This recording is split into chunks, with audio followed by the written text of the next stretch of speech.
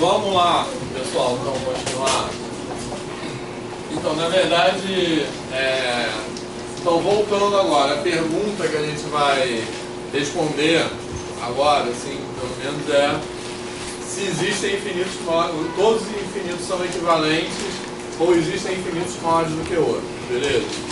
Tá, o que a gente vai responder agora é isso, tá? Nessa parte agora eu vou optar, eu vou fazer a seguinte abordagem, certo? Até por conta das nossas visitas, eu vou fazer o seguinte caminho. Eu vou percorrer rápido, assim, sem fazer todas as demonstrações, sem fazer todos os detalhes, que não daria tempo de qualquer maneira de fazer todas as demonstrações na aula de hoje, tranquilo?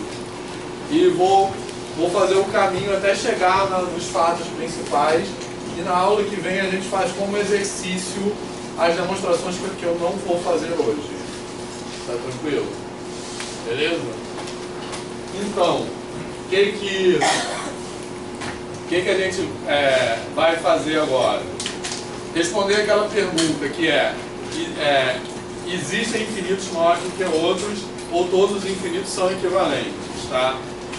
Tendo em mente que ser equivalente para a gente é isso aqui, certo? Existe uma objeção entre dois conjuntos. A pergunta que eu estou fazendo é a seguinte: se eu pegar dois conjuntos infinitos quaisquer, beleza? Dois conjuntos x e y infinitos, certo? Necessariamente eu consigo uma correspondência 1 a 1 entre os seus elementos, beleza? Todos os exemplos que a gente viu na primeira parte da aula, que são exemplos surpreendentes, mas são exemplos de sim. São exemplos de conjuntos infinitos nos quais eu consigo uma objeção de forma surpreendente entre os seus elementos, tá beleza? Tá? Então a pergunta que eu estou fazendo agora é: será que isso é sempre possível? Ou seja, dados dois conjuntos infinitos quaisquer, eu consigo uma objeção entre eles? Essa é a pergunta. Tá na boa? Beleza? Essa é a pergunta que eu quero responder, tá? Tranquilo? Então, como eu falei também no final da primeira parte, que eu acho que é legal é o seguinte: se você pegar dois conjuntos quaisquer e perguntar, eles são equivalentes ou não, certo? Essa é uma pergunta que qualquer resposta é surpreendente, porque se eu responder sim, a consequência disso é tipo aquelas coisas que a gente viu. Tem a mesma quantidade de elementos no segmento no quadrado, no segmento no cubo, beleza? Quando a resposta é não, quer dizer que tem infinitos mais infinitos do que outros, que também é surpreendente, beleza? Isso que eu acho que é super legal. Mas olha só, então, responder essa pergunta equivale a gente entender o que é o conceito de cardinalidade. Tá legal? Só ali não, sabe o que você vai gravar?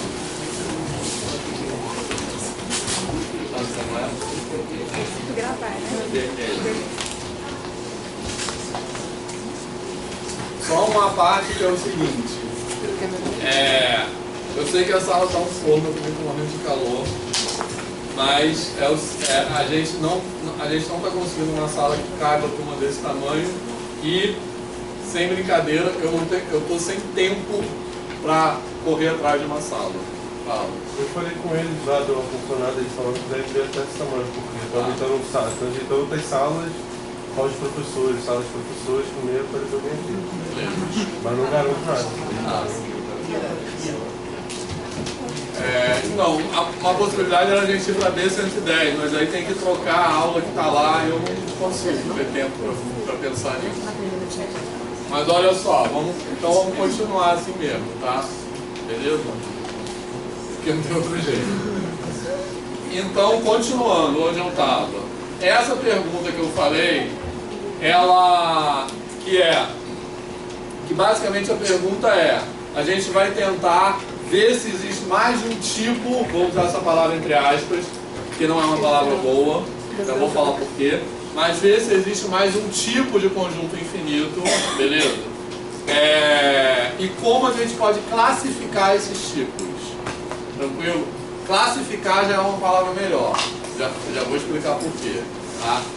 Que vem de classe, beleza? Então a pergunta é o seguinte, a gente tem aqui uma definição que nos diz quando é que dois conjuntos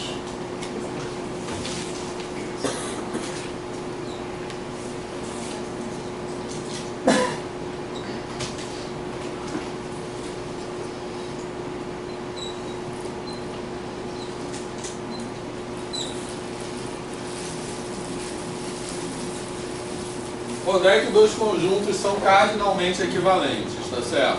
Essa definição a gente já tem aqui. A gente sabe dizer quando é que dois conjuntos são cardinalmente equivalentes, tranquilo?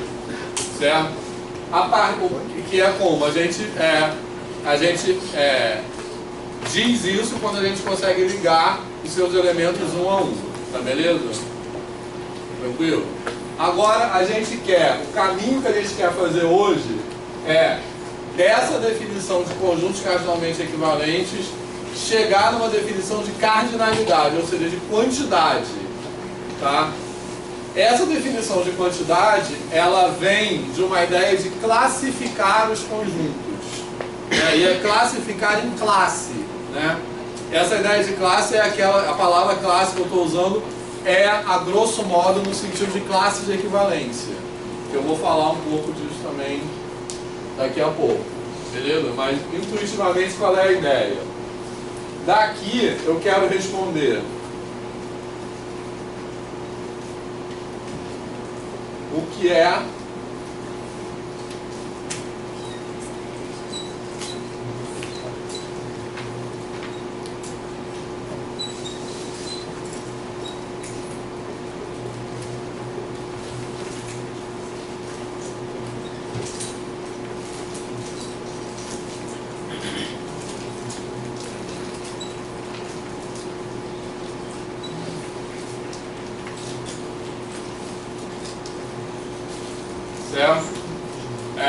o que é a cardinalidade.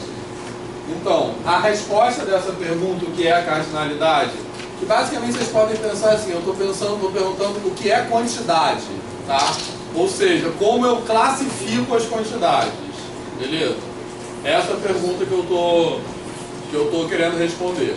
Só que a resposta dessa pergunta vai ter uma bifurcação, porque ela vai ter uma resposta que nós intuitivamente já conhecemos para o caso de conjuntos finitos, e vai ter outra resposta que intuitivamente nós não conhecemos, eu acho, para o caso de conjuntos infinitos. Tranquilo? Então, para o caso de conjuntos finitos,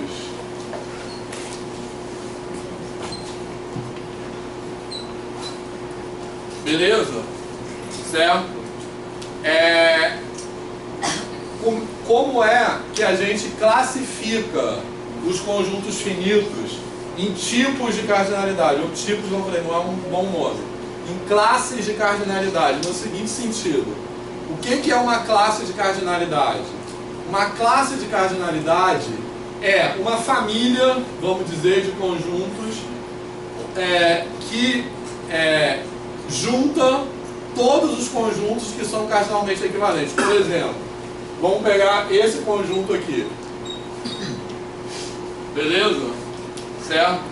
A classe de cardinalidade desse conjunto seria eu pegar todos os conjuntos do mundo, do universo possíveis que são cardinalmente equivalentes com esse. Beleza? Essa classe tem um nome que vocês conhecem. Qual é o nome dessa classe? 5. O nome dessa classe é 5. Beleza? Certo? Tá? Então, isso é uma coisa que a gente fala, Camila. Eu não viajei, não. Foi uma viagem mental. Tá. Mas entenderam o que eu quero dizer? Que a gente já falou dessa questão quando a gente falou do conceito de número natural como um conceito abstrato. Isso aí tem a ver com aquela ideia de abstração matemática que a gente falou na primeira aula. Então, o que é o número 5? O número 5 é a propriedade que todos os conjuntos com 5 elementos têm em comum. Então, por isso que ele é abstrato, quem depende da natureza, é o mesmo 5 que representa 5 cadeiras, 5 camelos, 5 canetas, etc. Beleza? Certo? Falei só palavras com C, não sei porquê. Mas foi sem querer, tá? Beleza? 5 árvores. Tranquilo? Beleza? Então o que é o número 5? Nesse sentido, o número 5 é uma classe de cardinalidade. Beleza? Então, ter 5 elementos é uma classe de cardinalidade. Por quê? Porque todo mundo que está dentro dessa classe é equivalente 2 a 2. Quer dizer, todo mundo é equivalente a todo mundo ali dentro. Beleza? Tranquilo? Nesse sentido, eu falar ter mais de 10 elementos é uma classe? Não, porque nem todo conjunto com mais de 10 elementos é equivalente um ao outro. Tranquilo? Estou querendo deixar bem claro qual é a ideia de classe, que é uma ideia, para quem já estudou isso, é uma ideia análoga à ideia de classe de equivalência. Tá? Mas para quem não estudou, estou explicando o que é. Beleza? Certo? Então, a ideia de classe é uma família de conjuntos onde todo mundo é equivalente a todo mundo. Tranquilo? Certo? Então, 5 elementos formam uma classe, 3 elementos formam uma classe. Beleza? Ter menos de 5 elementos não forma uma classe. Porque se eu coloco esse rótulo, menos de 5 elementos, tem esses dois conjuntos que ambos têm menos de 5 elementos, mas eles não formam uma classe. Tá beleza? Quer dizer, não formam uma classe, não são equivalentes. Tranquilo? Certo? Então, feita essa explicação, eu posso responder essa pergunta: quais são as classes de cardinalidade para os conjuntos finitos? Ou seja, qual é o objeto matemático que classifica os conjuntos finitos? São números naturais. Concorda? Certo? Então são os números naturais. O zero incluído ou o zero? O zero incluído. Aí é uma boa pergunta. Como sempre, Camila sempre faz boas perguntas. Um monte de perguntas. Algumas tem que ser muito. Não, na verdade, por definição, todas as perguntas são boas, né? Como já falei, não existe pergunta ruim, né? Isso é uma coisa importantíssima para quem é professor de matemática. É um paradigma que a gente tem que desconstruir. Existem perguntas ruins, todas as perguntas são boas. Mas enfim. Mas antes de responder a pergunta da Camila, que é a seguinte: zero tem que estar incluído aqui ou não? A resposta é sim, tá? Mas antes de fazer a pergunta, só uma observação, porque como eu falei agora há pouco, na aula de hoje eu vou omitir algumas demonstrações de teoremas que a gente vai fazer como exercício na aula que vem. Tá tranquilo? Certo? Essa passagem daqui para cá que eu estou falando intuitivamente, isso seria um teorema. Tranquilo? Que teorema é esse? Eu tenho que demonstrar o seguinte: eu tenho que demonstrar que quer dizer, uma maneira de demonstrar, de formalizar esse fato é o seguinte: eu posso chamar, eu posso olhar para os conjuntos, eu vou usar essa notação aqui, I índice N, que não tem nada a ver com aquela notação de identidade, tá? Que eu usei quando eu falei de função, mudou já de assunto, beleza? I índice N, que é um conjunto de 1 até N. Tá tranquilo? Certo? Às vezes a gente chama isso aqui de um segmento inicial dos naturais. Aí é sem o zero, aí tem que ser sem o zero mesmo, porque a ideia desse segmento inicial dos naturais é contar mesmo, tá? Então tem que começar no 1, certo? Então eu vou chamar isso aqui de segmento inicial dos naturais. É um nome só, esse é o nome de cada vez, beleza? Segmento iniciais dos naturais. E eu tenho que demonstrar que um conjunto X é finito, certo? Se e somente se Por que eu estou falando isso? Porque pra gente, repara só, nessa construção que eu estou, eu fiz um caminho que pode ser menos natural, mas é mais legal, eu acho. Que eu defini primeiro infinito e depois finito. Então nesse caminho que eu estou fazendo, eu defini isso aqui, que é a definição de infinito. Beleza? Então infinito é isso. Então o que é finito para mim? Infinito é aquilo que não é infinito. Tá? Que é uma coisa meio viagem, mas eu acho maneiro esse caminho justamente porque ele é mais viagem. Tá? Então eu defini o que é infinito e a minha definição de infinito, que eu não escrevi aqui, mas poderia ter escrito na folha, vai estar tudo escrito bonitinho, que é um conjunto é finito se ele não é infinito. Tá legal? Então o que eu tenho que demonstrar? Que um conjunto é finito se e somente se x tem uma bijeção com um segmento inicial dos naturais. Tá legal? O que significa demonstrar isso aqui? Certo? Demonstrar isso aqui, beleza? Uma bijeção, vou botar assim. Não, deixa.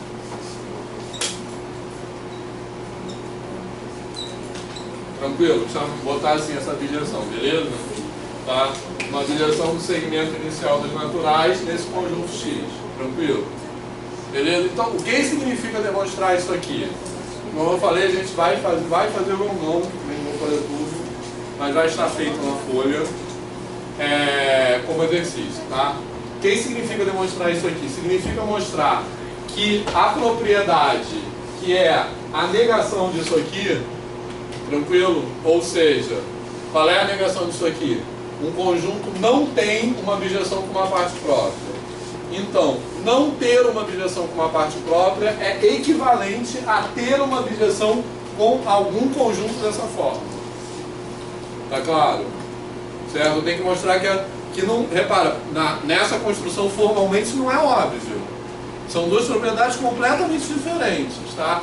Que é não ter uma bijeção com uma parte própria, que corresponde à negação dessa definição, e ter uma bijeção com um segmento inicial dos naturais. Então eu tenho que mostrar que um conjunto não tem uma bijeção com uma parte própria, dele próprio, se e somente se eu consigo construir algum conjunto dessa forma com o qual esse X tem uma bijeção. Está claro isso? Certo? A demonstração desse teorema, ela é delicada, tem partes chatas assim, partes difíceis, mas basicamente a ideia consiste em mostrar que um conjunto finito, a ideia assim, muito a grosso modo, que um conjunto finito sempre pode ser esvaziado. Então no fundo é uma ideia intuitiva, mas ela tem detalhes formais que são meio árduos, digamos assim. Tá beleza? Mas agora o que eu quero que vocês entendam é não qual é a demonstração, mas o que é que eu estou demonstrando. Tá claro isso? Certo?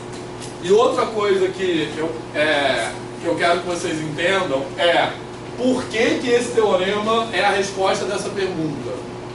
Tá legal? Porque, repara, são três coisas diferentes. É entender o que eu estou demonstrando, entender a demonstração, que eu não falei ainda, e entender qual é o lugar daquele teorema na teoria que eu estou falando. Tá? Às vezes, em matemática, a gente se preocupa só com a primeira coisa, que é entender a demonstração, mas entender a demonstração não garante as outras duas coisas. Tá? Eu acho que isso é uma coisa bem importante, assim, em matemática em nível universitário, né? Assim, nessas disciplinas de análise, etc., a álgebra abstrata, né?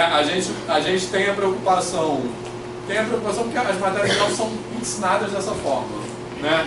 De entender, de até decorar as demonstrações, mas entender as demonstrações não garante esse entendimento dessas outras coisas. Tranquilo? Beleza? Então, qual é o lugar desse teorema na teoria? Ou seja, por que esse teorema responde essa pergunta? Porque se eu demonstrar esse teorema, se isso aqui for verdade, o que eu tenho?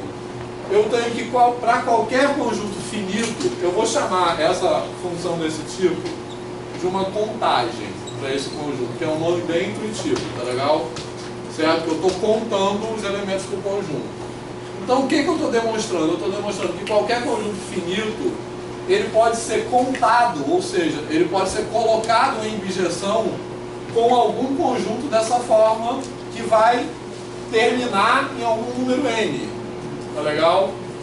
Certo? Ou seja, eu estou demonstrando que, de fato, com os números naturais, eu consigo contar qualquer conjunto finito. Então, qualquer conjunto finito vai poder ser contado, certo? De 1 até n para algum n.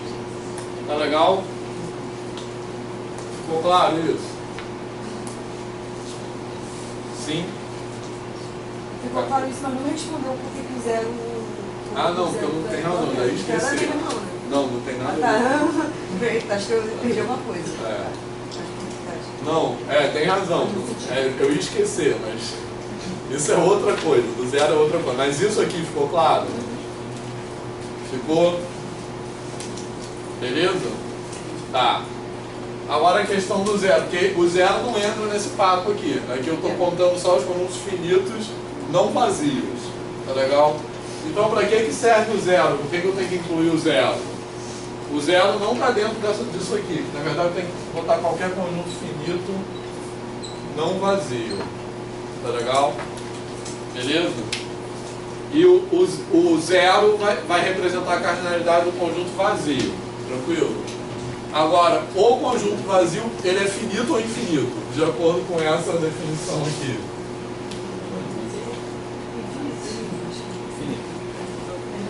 Não, vocês acham assim que vazio é finito ou infinito, ou nenhum dos dois? Ah, pô, que pergunta é essa, Vitor? É possível? Tem uma parte do vazio, é o vazio está equivalente ao vazio. Isso. Então é o quê? Então seria o quê? Infinito. Oi? Não, mais ou menos. Olha só, primeiro, é possível, eu estou perguntando, é finito ou infinito ou nenhum dos dois? É possível ser nenhum dos dois? Não é. Pela definição que eu estou dando, é porque eu não escrevi aqui, eu teria que concluir. Certo? Ele é finito se não é infinito. Entendeu? Então, em matemática existe uma coisa, um princípio lógico, que chama o princípio do terceiro excluído, que é um princípio muito legal, né? Que as coisas ou são ou não são. Né? Beleza? Então, se eu estou definindo finito como aquilo que não é infinito, então não tem meio termo. Ou é ou não é. Beleza? Tá? Agora, o Fernando falou que eu tenho que pegar como é que é a fala de novo? Uma parte do vazio. Então a parte do vazio ser vazio, né? Isso, uma parte do vazio é vazio. O vazio é cardinalmente equivalente ao vazio. E o vazio é cardinalmente equivalente ao vazio, entendeu? Mas aí é uma parte própria? Isso. O problema é que é uma parte própria. O conjunto é uma parte própria dele? É. Sei. Não, não é. Não é, não dá pra pegar. Ah, então não é. Não é. Porque a gente pensou isso, mas a gente pensou, mas não pode ser o próprio conjunto a parte própria dele. Exatamente. O furo do argumento Fernando é esse. Porque uma parte própria é um subconjunto do próprio conjunto que é um subconjunto que é diferente do próprio conjunto, ou seja, que ele está contido estritamente dentro do conjunto. Tá? Então, por que vazio não é infinito?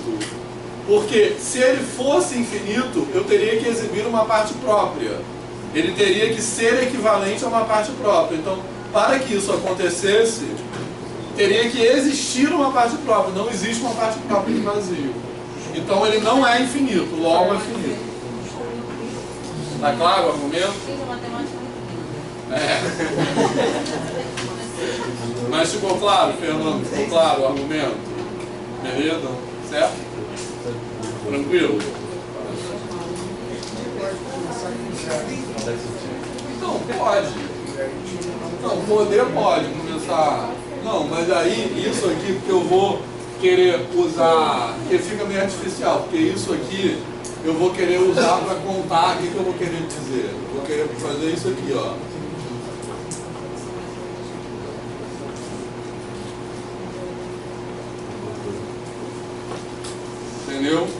quero dizer o seguinte: se eu coloco esse conjunto em bijeção com esse cara aqui, então ele tem 5 elementos. Entendeu? Então eu quero usar isso aqui para contar, por isso que eu estou dando de contagem. Então se eu começasse com o 0, um conjunto com 5 elementos ia ser contado do 0 até o 4. Entendeu? Não estaria errado, mas ficaria deselegante, assim, digamos. É muito, entendeu? Vamos. Sim, está contido qualquer coisa. Um conjunto infinito. É. Também, pode ser um argumento também. Tem razão, mas porque a gente também não demonstrou isso, que um conjunto infinito não pode estar contido no conjunto infinito. Isso tudo são exercícios, tá? Que a gente vai fazer. Tá? Beleza? Mas o argumento dela está certo. Beleza? Tranquilo? Então, continuando agora. Agora eu quero responder essa pergunta para conjuntos infinitos. Beleza? Por isso que eu dei bastante ênfase nessa discussão aqui do que é uma classe. Tá certo? Então, as classes são os números naturais. Ou seja, 5 é uma classe, 20 é uma classe, 1 bilhão é uma classe, 1 é uma classe. Tranquilo? Certo? E eu quero perguntar agora quais são as classes dos conjuntos infinitos. Ou seja, como eu classifico os conjuntos infinitos. Tá legal? A primeira pergunta para responder isso aqui, não sei responder isso. Beleza? Posso apagar isso aqui? A primeira pergunta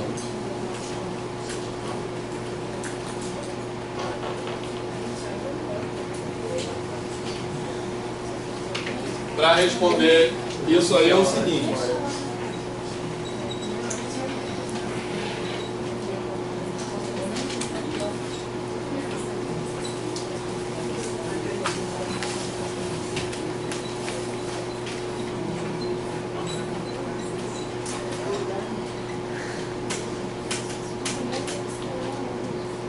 todos os conjuntos infinitos são equivalentes, certo? Beleza? Tá? Essa é a pergunta que eu fiz no começo. Todos os conjuntos são equivalentes. Eu vou botar aqui 2 a 2. O que significa dizer 2 a 2? 2 a 2 que significa que qualquer um é equivalente a qualquer um. Se eu pegar quaisquer dois, eles são equivalentes entre si. Beleza? Então, ou seja, esse 2 a 2 é para enfatizar que a pergunta é genérica. Beleza? Tipo assim, se eu pegar um conjunto infinito X qualquer e outro conjunto infinito Y qualquer, necessariamente eles vão ser equivalentes ou existe um caso no qual eles não são? Tá? É isso que eu estou perguntando. A resposta para essa pergunta, vocês acham que é sim ou não? Não. Que bom, mas se fosse sim seria super sem graça. Se fosse sim nem teria essa aula. Esse negócio seria sem graça. Então a resposta disso aqui é não. Beleza? Tá certo? Tá? Se a resposta disso fosse sim, estaria encerrado o assunto, porque nesse caso infinito seria uma classe, porque se fosse todos equivalentes, entendeu? Então todos eles formariam uma única classe, que seria todo mundo equivalente a todo mundo.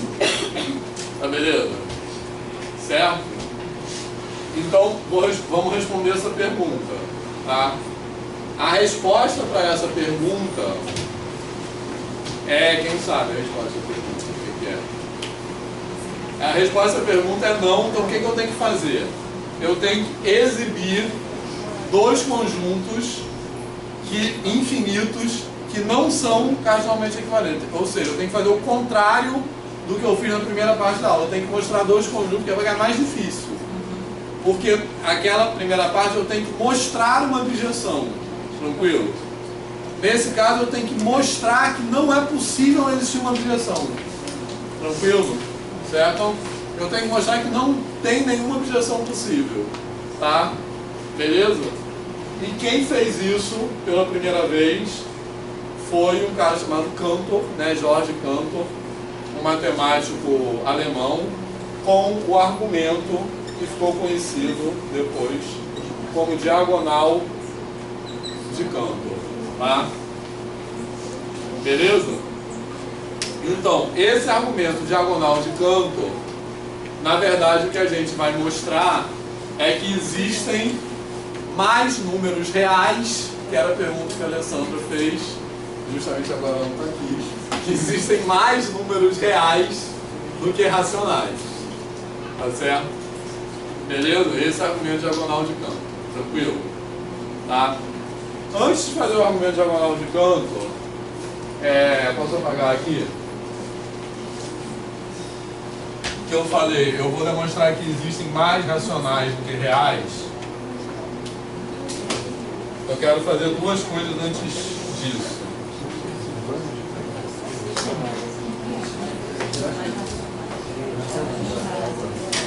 Que é o seguinte, eu falei que eu vou mostrar que existem mais racionais do que reais. Tá? Mais reais do que racionais. Mais reais do que racionais. Mais reais do que racionais. Mais racionais. Sim. Mas consequentemente mais racionais. Tá certo. Eu vou mostrar.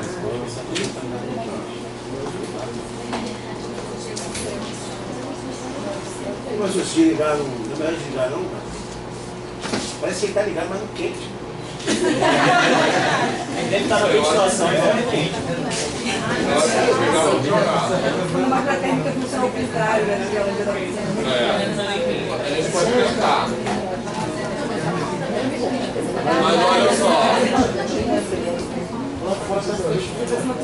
Olha só, então voltando tudo.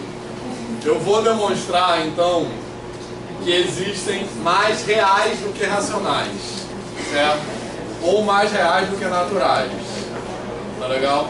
Só que antes disso, dois outros passos anteriores, que é o seguinte: naturais e inteiros. Tem a mesma quantidade de elementos ou não? Posso construir uma objeção entre os naturais e os inteiros? Na primeira parte da aula, eu construí uma objeção entre os naturais e os pares. Beleza?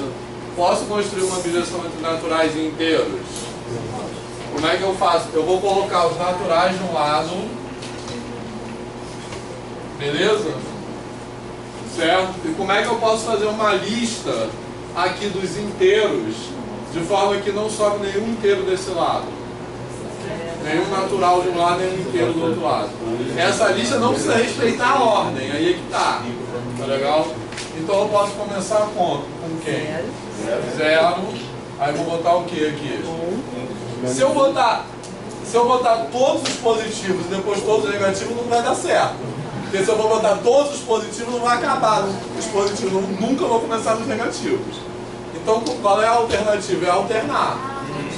Então eu vou botar 1, menos 1, 2, menos 2, etc. Tranquilo? E assim por diante. Tá? Beleza? Eu posso até escrever uma fórmula para essa função. Tranquilo? Essa é uma função de n em z. Tranquilo? Tá? Que eu posso escrever uma fórmula. Que fórmula é essa? F de n, ela vai ser definida de uma maneira se n for par e de outra maneira se n for ímpar. Tá legal? Então, se n for par, o que eu vou fazer? Eu vou dividir n por 2 e botar um menos na frente, concorda? Então, se n for par, isso vai ser menos n sobre 2.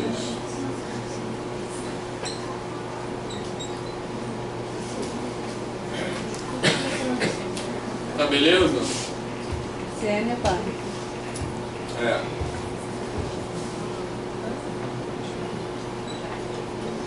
Se n é par, tranquilo.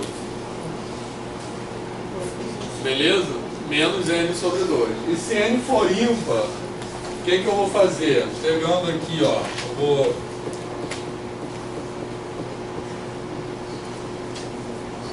eu vou pegar o n, eu somo 1 e divido por 2, concorda? Né? Então eu vou ter n mais 1 sobre 2 se n é ímpar. Tá beleza? Certo? Alguma dúvida? Então vocês acham isso que grau de viagem no escala de 0 a 10? Tem tantos naturais como pares. Não pares não, como inteiros. Depois de mostrar que a reta tem a mesma quantidade em quadrado, amigo, isso aí é super razoável. Sim. Mas ficou clara a objeção? Tá. Então, agora a próxima coisa. Naturais e racionais. Naturais e racionais. Tem a mesma quantidade ou tem mais racionais? Na verdade a gente vai mostrar que tem a mesma quantidade. Entretanto, essa resposta quem falar que eu posso assim, tá exagerando, mas se alguém falar que intuitivamente acha que tem a mesma quantidade, eu vou falar mentira. Porque isso é uma coisa, eu sou assim, eu não lembro de quase nada, né, assim, tipo semana passada. Mas eu lembro o dia que eu aprendi isso pela primeira vez. Que eu pela primeira vez ouvi falar nisso. Que tem 30 anos, né? Estava na graduação. E eu lembro o dia que alguém falou isso. Existem tantos números naturais quanto racionais. Tá? Por quê? Porque aqui não é tão louco assim, porque os dois são discretos. Tá legal? Beleza? Agora você pega naturais e racionais, um é discreto e o outro é denso. Tá? Tipo assim, naturais tem o 1 e tem o consecutivo, né? Tem um, depois tem o 2, tem o 3. Racionais é denso, no sentido de que ele não tem consecutivo. Eu não posso dizer o meio, qual é o próximo número depois do meio. Isso que significa densidade, tá legal? Entretanto, eles têm a mesma quantidade de elementos. O que mostra que cardinalidade é uma coisa, topologia é outra, porque densidade é uma propriedade topológica. Tá? Que a gente vai discutir daqui a depois. Beleza? Então, como é que eu mostro que tem tantos naturais quanto racionais? A demonstração é assim. Posso apagar isso aqui? Porque eu não quero apagar isso. Pode? Não quero apagar isso. Pode apagar isso? Aqui a gente estabeleceu como uma função, né, para cada número, né, um número inteiro. E aí a gente tem alterações, porque eu tenho um número relacionado ao positivo, depois um negativo, outro positivo, né, e aí vai alternando, né? Então, por exemplo, se você pensa no desenho da função, então esses pontos estão alternando. Quando a gente tem a função exponencial, por exemplo, você não trabalha com os expoentes negativos exatamente por causa dessa alternância. Não, aí não é por causa dessa alternância.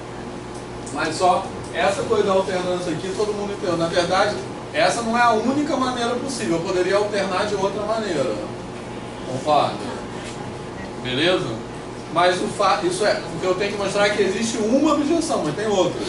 Tá? Isso aqui é uma objeção porque se eu pegar qualquer número inteiro, certo? Tipo, menos 528.312. Eu sei que ele vai aparecer em algum lugar nessa lista e eu sei a quem ele está associado.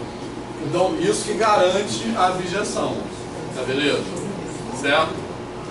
Agora, a pergunta que a Flávia fez é legal, da questão da função exponencial, né?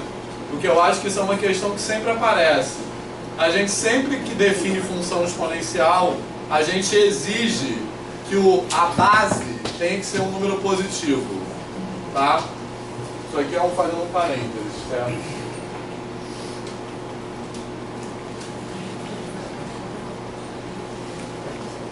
Beleza? A gente exige como restrição que a base da função exponencial tenha que ser um número positivo, tá beleza? Por que tem essa exigência? Tá? Muitas vezes tem essa resposta, porque se a base for um número negativo, isso aqui vai alternar, tá legal? Beleza? Se eu botar a base como sendo menos 2, tá tranquilo? Beleza? Eu elevar isso aqui a um expoente par, vai dar 4. Eu elevar o expoente 3, vai dar menos 8. Então o gráfico dessa função ficaria pulando para cima e para baixo. Tá legal? Mas o gráfico da função pular para cima e para baixo é um problema? Não, porque a função oscilar não impede que seja função. Tipo, seno oscila e não deixa de ser função.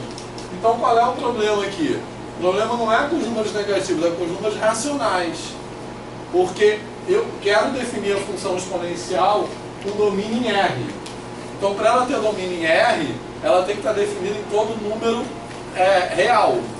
Então, se eu botar meio aqui, eu não vou ter uma função de R em R, porque eu vou ser arremessado para os números complexos. Então, o problema da função exponencial não é a alternância, é isso. Tranquilo?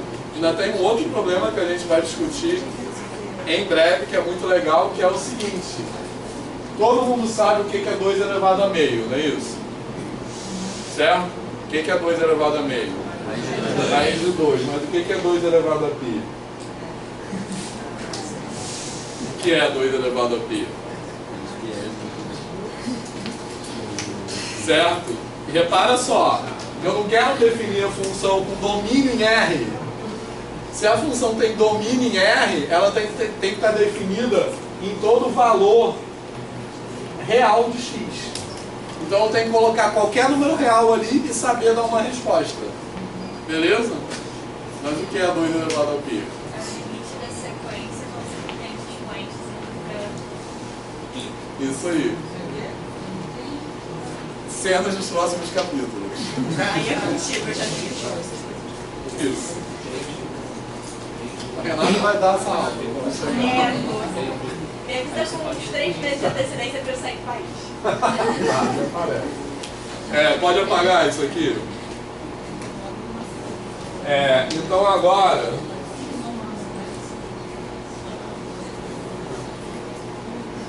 entre N e Q. Oi?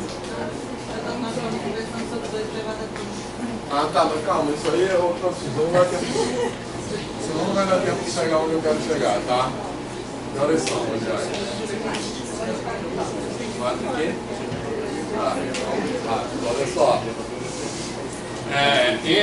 Entre N e Q, tranquilo? A abjeção entre N e Q, eu vou mostrar para vocês que tem uma abjeção entre naturais e racionais, que não é tão fácil de ver como, e não dá para escrever uma fórmula de maneira tão fácil como a abjeção anterior entre N e Z, tá beleza? Mas qual é a ideia dessa abjeção? A gente vai olhar para a definição de número racional. Qual é a definição de número racional? O número racional, quando ele pode ser escrito de que forma?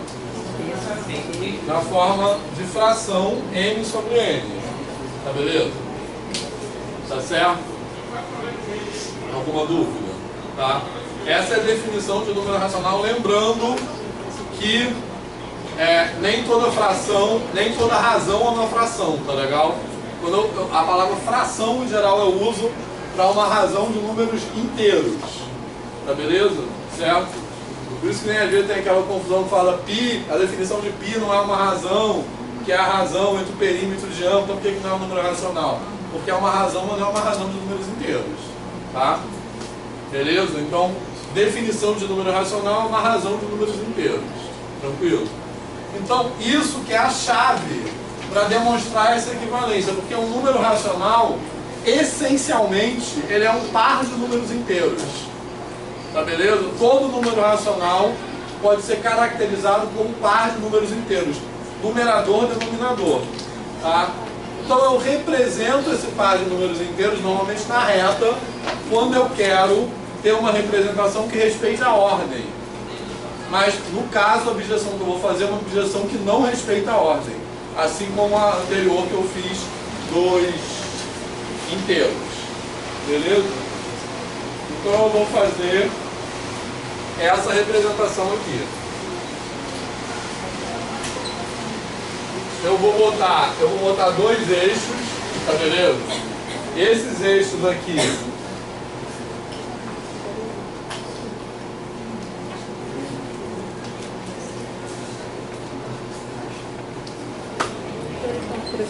eu vou pensar nesses eixos, eu vou marcar nesses eixos só os números inteiros, na horizontal e na vertical, tá legal? E marcando isso, cada ponto, cada par ordenado formado por dois números inteiros representa uma fração, tá? Eu posso pensar aqui, numerador na horizontal e denominador na vertical, ou ao contrário, tanto faz. Se eu pensar dessa forma, onde é que está representada a fração 3 meios? Aqui, né? Beleza? Certo? Tá certo? Tá. Tranquilo? Beleza? Agora, repara que essa representação, ela só presta para isso mesmo, porque ela não presta para representar a estrutura dos números racionais, porque ela não é boa, por exemplo. Primeiro que ela não respeita a ordem. Depois que ela não é boa pra gente fazer de forma... para ter uma representação consistente para soma e produto, por exemplo. Não tem uma maneira de visualizar soma e produto aqui. Ela só serve para esse propósito que eu vou fazer aqui agora. Tranquilo? Então, como é que eu vou enumerar todos os números racionais?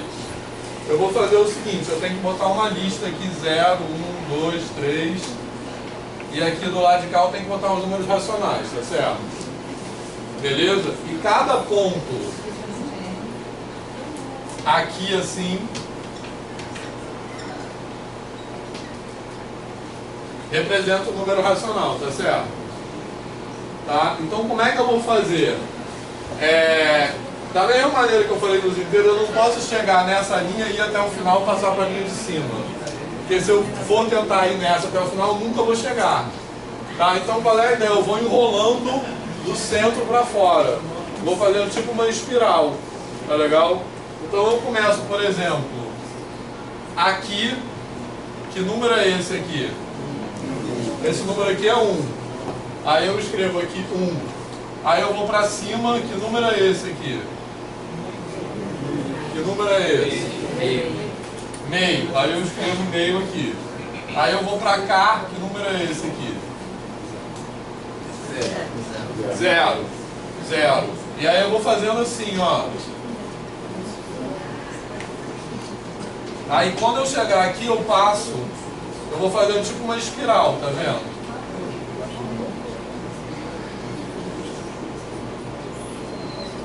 Tranquilo? A primeira, eu posso ter o denominador do zero? Não, esses pontos que estão aqui não pertencem. Não pertencem, esses não né? são. Era isso, são bolinhas vazias, né? Esses daqui não, são só os de cima e os de baixo. Beleza? Tranquilo. E é porque essa linha que eu estou fazendo, que eu estou ligando, ela não é uma linha cheia, né? Eu estou fazendo essa linha para representar só a ordem das coisas. E a outra coisa, por exemplo, o menos 3 sobre 2 e o 3 sobre menos 2 representam a mesma fração. Sim. Isso que eu ia falar agora. Obviamente, o que eu vou garantir aqui? Eu vou recobrir todos os pontos. Só que eu tenho 2 pontos que representam o mesmo número. Tá? Então simplesmente eu vou dar uma ordem assim. Quando eu passar num ponto que eu já passei antes, eu pulo. Entendeu? Logicamente eu posso dar essa ordem. Tá? O que importa é que todo número racional vai aparecer aqui alguma hora. Se ele já tiver aparecido, eu pulo e passo para o próximo. Entendeu? Beleza? Na verdade tem outros tipos de argumento. Porque eu vou... que a gente não falou isso hoje. Mas o que eu vou construir aqui também eu posso argumentar dessa forma. É uma função sobrejetiva, que não é injetiva. Certo? E quando eu construo uma função sobrejetiva, que não necessariamente é injetiva, eu garanto exatamente. Eu garanto que o domínio é maior ou igual que o contradomínio. Entendeu? Também pode ser esse argumento. Tá legal? Certo? Então, mas o argumento é esse. Tá legal? Essas propriedades de injetividade e sobrejetividade a gente vai fazer também de novo na aula que vem. Agora eu quero que vocês cobrirem isso aqui que eu quero apagar de novo. Eu quero escrever só ali.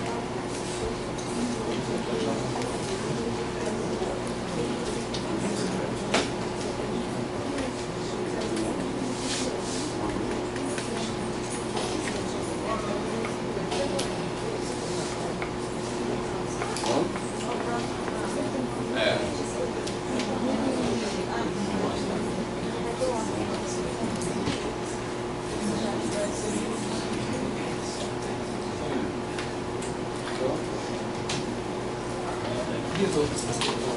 Eu tenho uma dúvida em relação ao tipo de argumento é válido ou qual argumento não é válido, porque quando mostrou que os inteiros são cardinalmente equivalentes naturais, você tinha mostrado uma tabelinha, que já era uma realização de uma função positiva, mas depois apresentou uma fórmula. Né? Não, a tabelinha... Nos livros sempre tem uma fórmula. Isso é dos naturais relacionais, não se exibe nenhuma fórmula. Isso considera uma demonstração válida. Então pode ter que ter a fórmula ou não precisa da fórmula? Não, acho que não precisa da fórmula. Isso é uma discussão sobre rigor, né? Assim, a gente tem padrões de rigor que na verdade a gente pensa neles como absolutos, mas eles são aceitos dentro de determinados contextos, assim. Por exemplo, se a gente tiver em meios matemáticos mais ou menos situados em lugares diferentes, o que é considerado rigor também é considerado de maneira diferente, entendeu? Então, a questão é que a gente está lidando com representações que tem que expressar uma ideia de rigor, tá certo? Então, se você considera que aquela tabelinha ela é suficientemente genérica para expressar a generalidade daquela objeção, então ela é suficiente. E é o que eu estou considerando aqui, entendeu? Mas essa pergunta pode ter muitas teses aí, como já tem.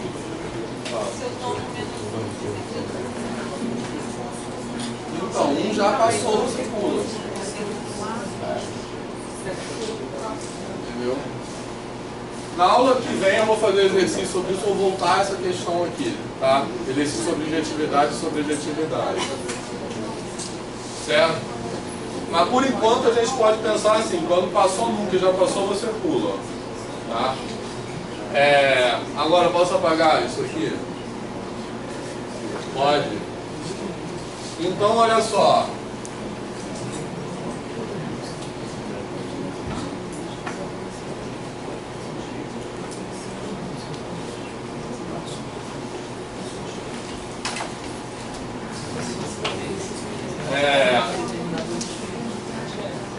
Vamos fazer então um argumento, aquilo que eu falei ali, o argumento da diagonal de Cantor. Então agora eu vou responder essa pergunta aqui. Ou seja, eu vou provar por que a resposta dessa pergunta aqui é não. Como é que eu vou provar isso? Eu vou dar um exemplo de dois conjuntos infinitos que não são cardinalmente equivalentes. Eu vou provar que não pode ter uma objeção entre eles. Tá? Quais são esses dois conjuntos infinitos? Um deles é N, tá legal? Certo? E o outro, eu vou pegar um conjunto que é maior do que N. Tá? Que eu vou provar que é maior do que N. Tá legal? Eu vou chamar esse conjunto de L.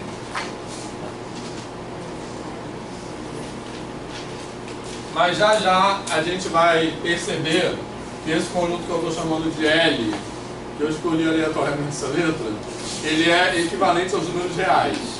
Tá legal? Então, esse L, para mim, vai ser o conjunto de todas as sequências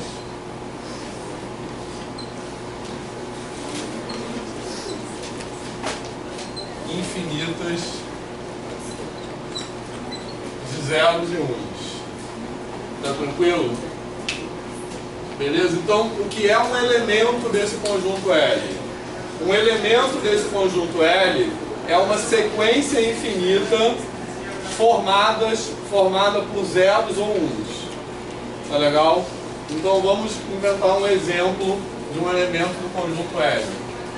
Fala aí. Qual pode ser? Zero o quê? Vou escrever aqui. Zero o que mais? Fala aí o próximo.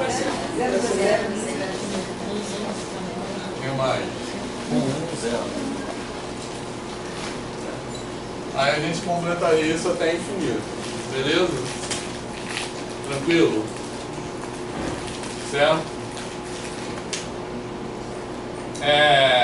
Uma coisa importante aqui que eu escrevi, eu fiz questão de escrever, que esse L é o conjunto de todas as sequências de zeros e uns. Então não é que ele seja assim, um conjunto qualquer cujos elementos são sequências de zeros e uns. O que é importante é que eu estou pensando nele como reunindo num único conjunto todas as sequências de zeros e uns possíveis de ser inventadas. Então, se eu penso numa sequência, ela está aqui. Tá legal? Beleza? Tranquilo? São todas as sequências então, de zeros e uns possíveis e imagináveis. Tá? E o que eu vou mostrar? Eu vou mostrar que existem mais sequências de zeros e uns do que números naturais. Tá legal? Beleza? Então, como é que eu vou mostrar isso? Eu vou mostrar, seja f de n em L. Tá certo?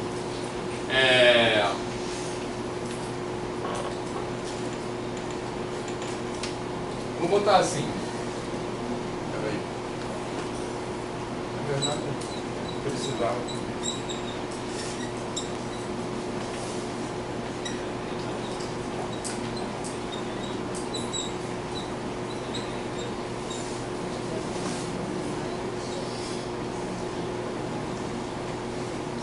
Suponhamos que existe uma bijeção f de n em L.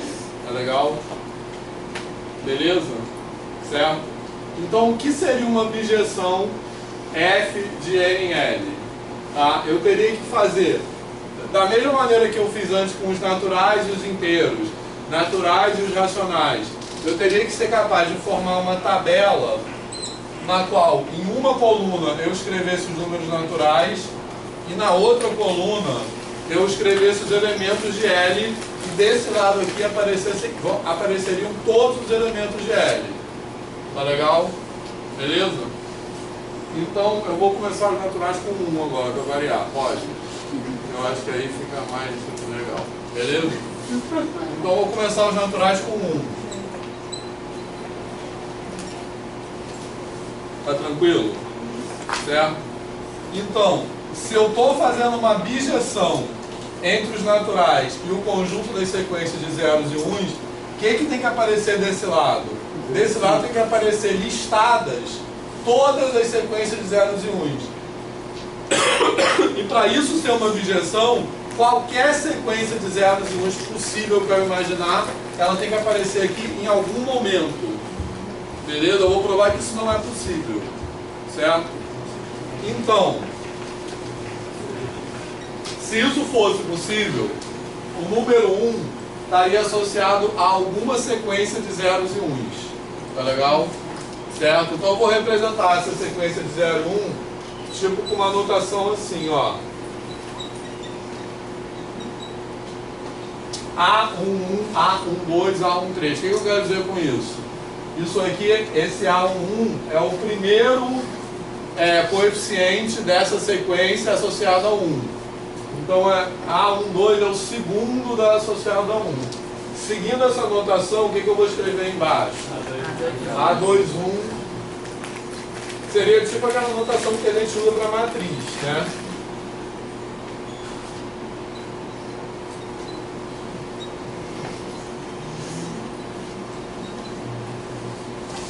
Bom, chega. Tranquilo?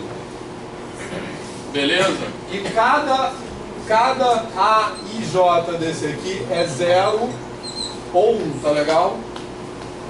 Certo? Cada A e J desse aí é 0 ou 1, alguma dúvida? Tá beleza? Certo? Então aqui a primeira pode ser 0, 0, 0, 1, 0, 1, 1, 0, 1 e assim por diante. Tá?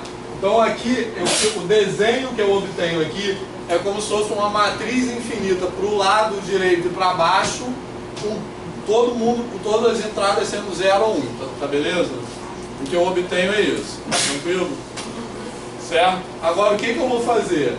Eu vou usar essa disposição geométrica para inventar, para produzir um elemento que eu tenho certeza que não está aqui.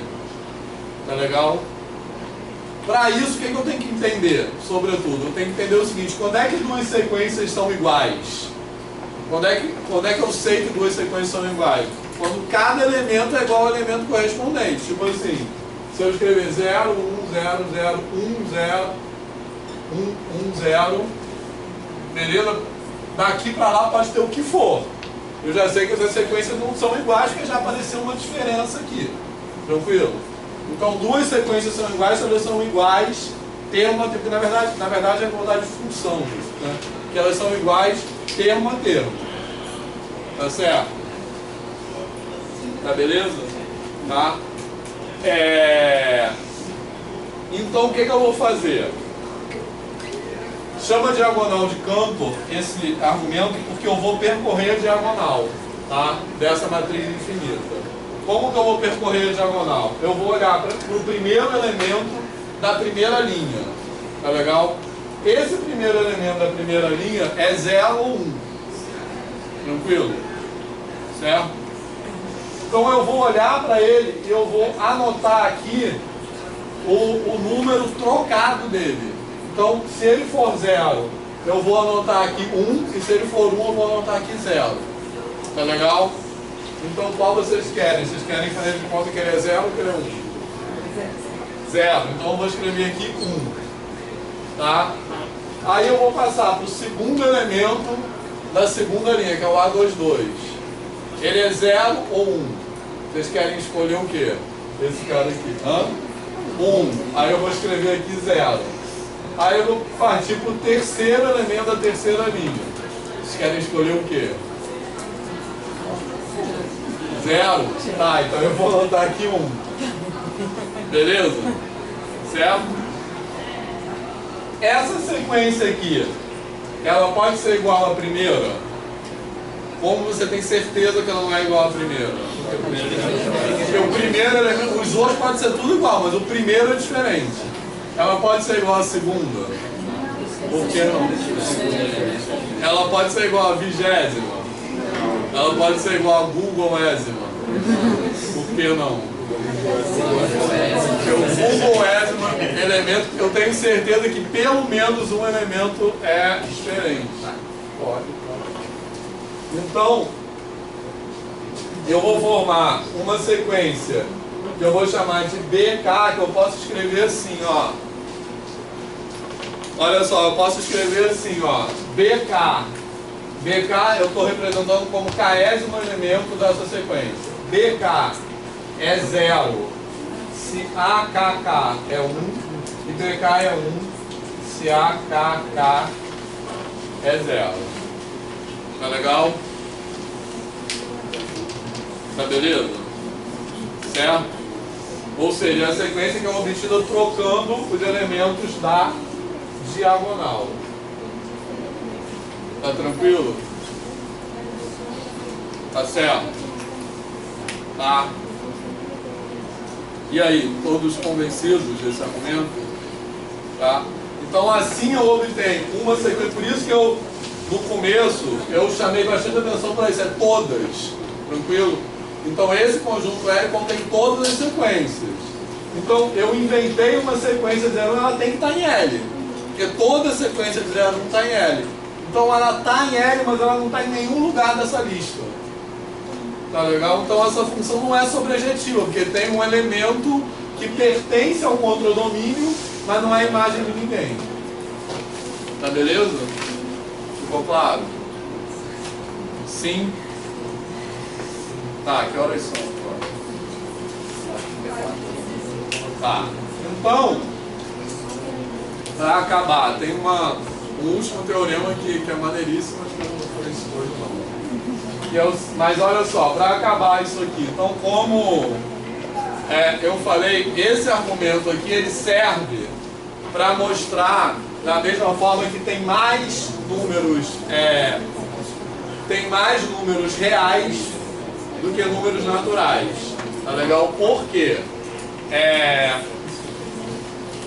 Porque, da mesma forma que eu pensei nessa sequência infinita de zeros e uns, tranquilo?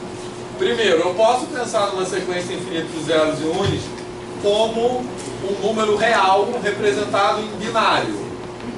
Tá legal? Em sistema binário. Ou eu posso botar uma vírgula aqui, tipo 0, vírgula, aí isso vira um número real representado em binário. Ou eu posso, em vez de pegar uma sequência de zeros e uns, eu posso pegar uma sequência de 0 a 9. De 0, 1, 2, 3, 4, 9. Certo? E aí é um número real representado em decimal mesmo.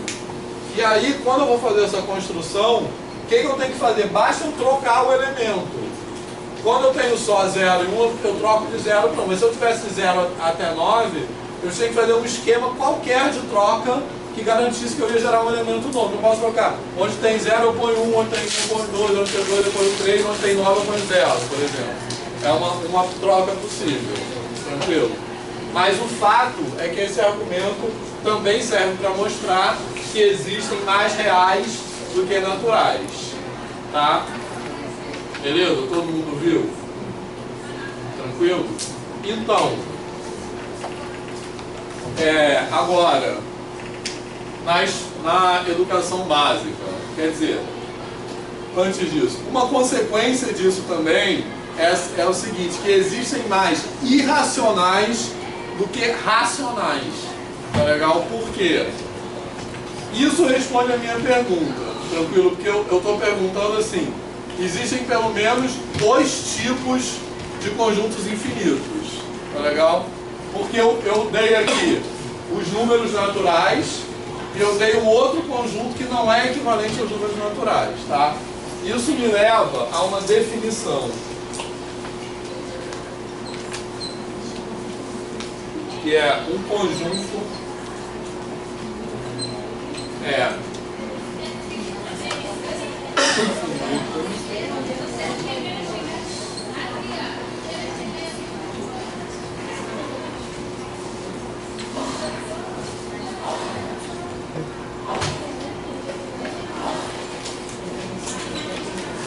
certo? Um conjunto é infinito, não. Um conjunto é enumerável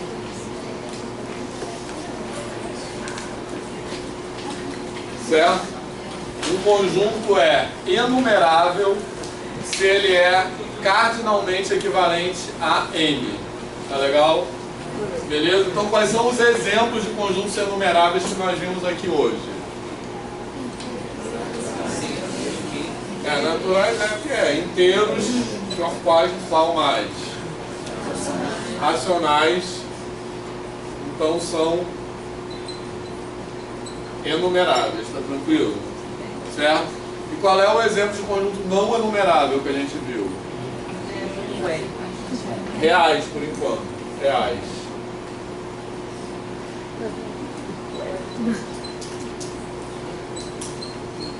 Reais é não enumerável por esse argumento da diagonal de Cantor, tá beleza? Certo? Agora, a gente pode provar também, uma consequência disso é que o conjunto dos irracionais também é não enumerável. Tá legal? Por quê? Porque eu posso provar que a união de conjuntos enumeráveis é um conjunto enumerável também. Tá legal? Essa prova, basicamente, a gente vai fazer na aula que vem como exercício, mas basicamente é a mesma estrutura daquela prova de que existe uma objeção entre n e z. Tranquilo? Certo? Fazendo isso aí. Beleza? Vou fazer a união. Eu tenho a união de 2 conjuntos enumeráveis, tá? Então eu vou pegando um elemento de um, elemento outro, elemento de um, alternando. Então assim eu provo que a união de conjuntos enumeráveis é um conjunto enumerável. Tá legal? Certo? Então, de que maneira isso implica que conjuntos racionais é não enumerável? Porque eu acabei de mostrar, com esse argumento da diagonal de Cantor, que R é não enumerável. Eu também mostrei que Q é enumerável. Se o conjunto dos irracionais também fosse enumerável, qual seria a consequência? R seria enumerável. Tranquilo? Então, como Q é enumerável e R é não enumerável, irracionais tem que ser não enumerável. Também. Ou seja, respondendo essa pergunta, existem infinitos maiores do que outros e existem mais irracionais do que racionais. Se a gente fizer essa pergunta na educação básica, qual será a resposta? Que é igual, não dá, tem mais racionais ou irracionais? Qual você acha que será a primeira resposta? Mais racionais. E por que a resposta será essa?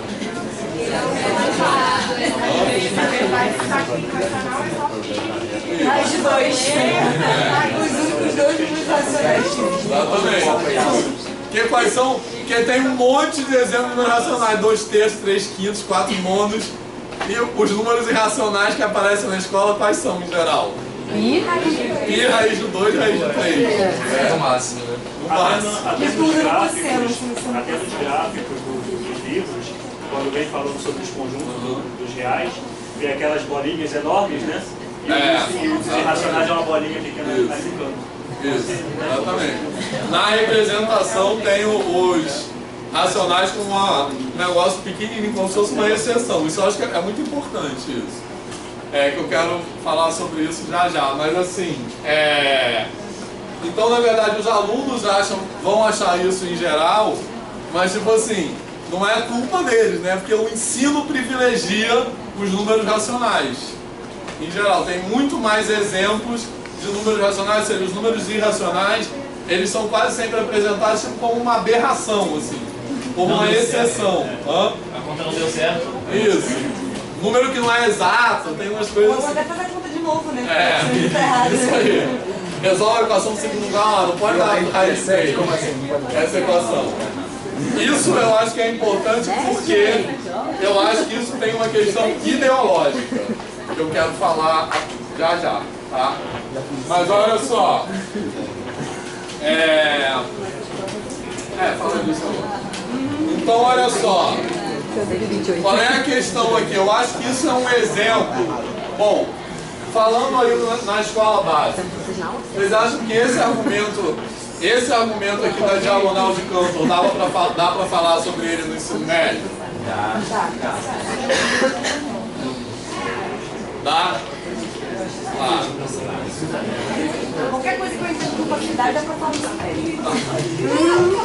Você entendeu? Você não falou isso médio. Tem outro argumento que eu... O que vocês acham? Fala aí, dá pra falar isso no médio ou não? Não? Cuidado se for dar vocês pensem bem a resposta. Olha só. Mas tem outro argumento que não é um argumento formal, né? Até pode ser formalizado, mas ele não é principal, que eu acho que pode ser falado no ensino médio. Que é um argumento que eu acho que é intuitivo, que é um argumento para olhar isso a partir da representação decimal, que é o seguinte. Se a gente olhar para a representação decimal, quais são os números racionais? Os números racionais são as dízimas periódicas, concorda? Toda fração pode ser escrita na forma de uma dízima periódica, tá? Então, como é que você olha para um número e sabe que ele é racional? Se ele tem um período que se repete. Por exemplo, pi, por que pi não é racional? Por que pi é racional? Porque ele nunca vai ter um período. Na verdade é o contrário, a gente sabe que ele não vai ter um período porque a gente sabe que ele é racional, mas enfim. Um número é racional quando ele tem um período, quando ele tem um padrão que se repete, e um número irracional quando ele não tem um padrão que se repete nunca vai se repetir, para sempre. Então, o que é mais provável? Ter um período ou não ter um período? Não ter, né? O que eu quero dizer com mais provável? Se a gente fosse inventar um número aleatoriamente, certo? E a gente pode fazer essa brincadeira, eu vou inventar um número real aleatoriamente. Aí eu vou escrever aqui, vou pedir para a Thaís falar um algarismo. De 0 a 9. 5. Aí eu vou pedir para a Juliana 9. Ela 3. Johnny 4. Alessandra 6. Tá bom já, né? Certo? Vocês já sabem brincar, é pra defender. Começou no lugar errado. Periódico só de sacanagem. Tá, mas então, qual é a brincadeira aqui? Se a gente fosse fazer esse negócio honestamente, ou seja, um sem colar no outro, beleza? E se a gente tivesse, aí tipo hotel de Hilbert, né? Se a gente tivesse uma turma com infinitos alunos e a gente fosse fazendo essa brincadeira de cada aluno falar um algarismo, certo? De maneira honesta, o que é mais provável acontecer? Uma coisa que se repete, que vai ter um período que vai aparecer sempre 135, 135, 135, ou aparecer uma coisa completamente irregular. Irregular, certo? Beleza? A probabilidade, agora outra pergunta, legal. A probabilidade de eu fazer isso aqui aleatoriamente e aparecer algum período regular, essa probabilidade é maior ou menor que ganhar na loteria? Menor. A probabilidade disso aqui acontecer, na verdade, é zero. Tá? A gente pode demonstrar isso. Beleza? Mas sem entrar nesse mérito de quanto é a probabilidade, dá pra perceber que é muito mais provável aparecer uma coisa que tem que ser uma sorte absurda. Uma coisa assim, ficar se repetindo igualzinho para infinito. Dá pra perceber isso? Beleza? Então, por isso que existem mais irracionais do que racionais. Tá legal? E na verdade, isso é um exemplo de uma coisa mais ampla. Que é o seguinte, a gente tem um ensino de matemática que privilegia a regularidade. E meio que coloca a irregularidade num lugar de aberração. Mas em matemática é sempre ao contrário. A irregularidade é sempre... Eu gosto de falar assim, que em matemática, assim como na vida, a irregularidade que é o mais comum. E a regularidade que é o anormal. Certo? Outro exemplo disso que eu acho legal também é se você pensar em função. Né? Você diz, função. Vamos desenhar um gráfico de uma função. Como é que vocês pensam um gráfico de uma função? Aí eu penso uma parábola. Eu vou ser sincero que eu penso uma reta. Não, você pensa que é uma reta? Não. Eu vou ser até mais ousado. Não vou botar nem uma parábola, nem uma reta. Mas eu vou pensar uma coisa toda linda assim, né?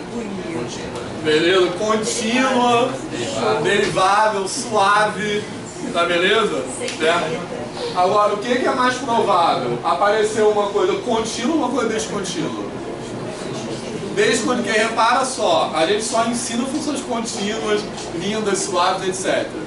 Mas repara só, o que é uma função real? Uma função real é você pegar cada número real e associar cada um deles a um outro número real qualquer. Entendeu? Qual é a probabilidade de você fazer isso para todo mundo dar uma coisa linda e suave assim? Zero. Beleza? Então, quem é aberração são as funções contínuas e suaves. Beleza? Certo? Ou seja, o normal, o mais frequente, são as funções descontínuas. Tá tranquilo? Beleza? Por isso, a escola sem partido não pode ouvir isso, né? Porque é por isso que eu estou falando. Em matemática, como na vida, o que é normal, se é que você pode falar que alguma coisa é normal, é o que é irregular, o que é fora do padrão. Tá legal? E eu acho mesmo que esse privilégio que é dado no ensino de matemática para a regularidade, ele passa uma mensagem ideológica de privilégio do que é bem comportado. Né?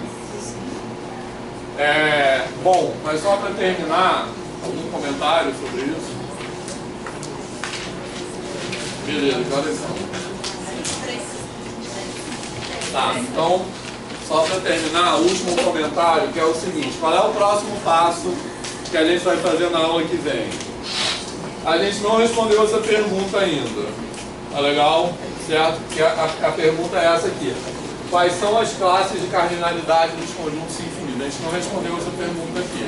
O que a gente respondeu? A gente respondeu uma subpergunta, que é o seguinte: tem pelo menos dois conjuntos que não são cardinalmente equivalentes. Tranquilo? Certo? Beleza? Quer dizer, eu tenho um conjunto N e eu posso construir um conjunto que é maior do que N. Eu provei que R é maior do que N. Tá tranquilo? Beleza? Então tem pelo menos N e R. São dois conjuntos que um é maior do que o outro. Agora, será que eu posso construir um conjunto que é maior do que R? O que vocês acham? Ah? A experiência indica que sim. Isso. Tá, então sim. A resposta é sim. Eu posso construir um conjunto maior do que R ainda. Beleza?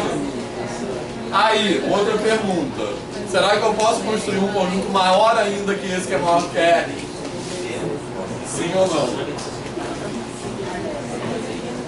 Sim ou não? Sim. Então, a gente vai demonstrar um teorema que é lindo. Eu acho que esse é talvez o teorema que tenha uma das demonstrações mais elegantes de toda a matemática, que é chamado o Teorema de Cantor, que eu não vou demonstrar hoje. A demonstração, na verdade, é curta e é assim, é o tipo de demonstração que você vê e fala, nossa, já acabou. E o que você mostra? Que dado um conjunto infinito qualquer, você pode construir outro que é maior do que ele.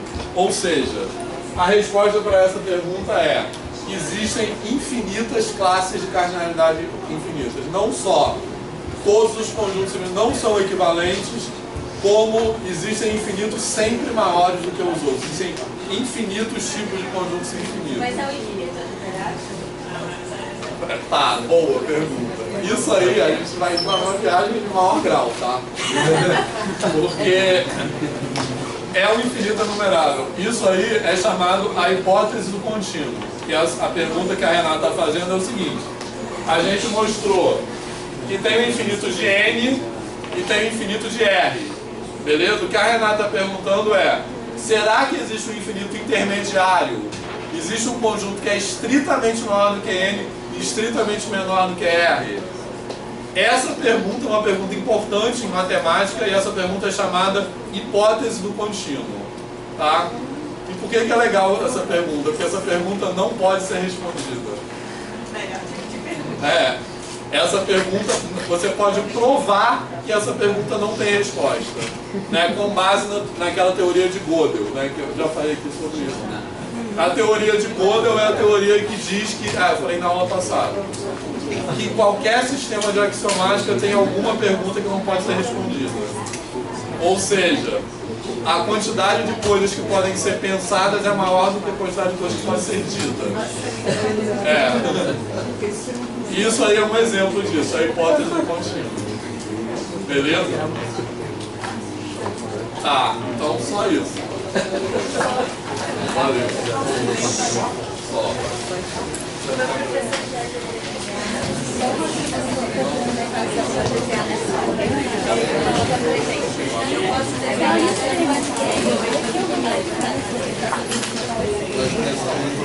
Ele falou isso aqui, depois disso passou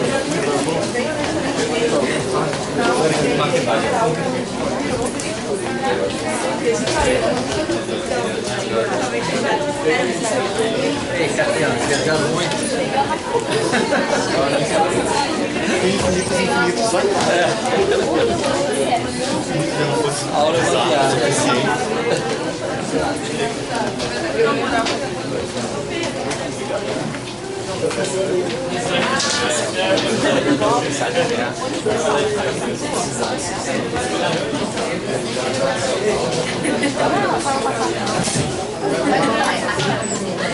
Juliana, você faz hoje já? Tá.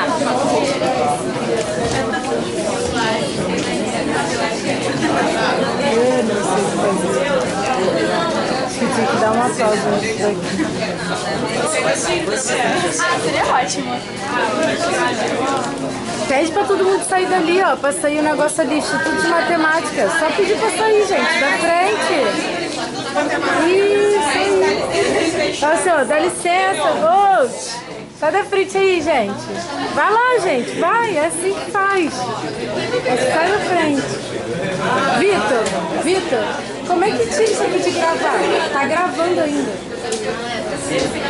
Eu não sei qual botão aperta, tô com medo de apagar a gravação.